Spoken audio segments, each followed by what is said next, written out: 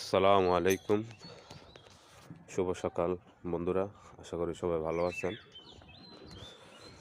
সকালের স্নিগ্ধতা, সকালের কোমল বাতাস, আসলে সেটা যে একটা মজা, জাদু। যে সকালবেলায় ঘুম থেকে ওঠে না, সে সেটার ফিল নিতে পারে না। আমি আমার কিছু প্রিয় ছাত্রদের সাথে নামাজ পড়ে আজকে আমার এক ছাত্র বলল, স্যার চলেন আমরা একটু নদীর পাড় থেকে হাওয়া খেয়ে আসি। এজন্য আমরা করিপুরের বাজারের পাশে অবস্থিত যে নদীটা, সেই নদীতে হাঁটতে যাচ্ছি। সে হচ্ছে রিফাত আলম। সে ফাহিম। ফাহিম। রিফাত আলম কোথা থেকে আসো? হ্যাঁ, সে আফ্রিকা থেকে আগত। সে খুব সুইট একটা ছেলে। সামনে আছে ইব্রাহিম। রিফাত, কেমন লাগতেছে সকালবেলা হেঁটে? খুব ভালো।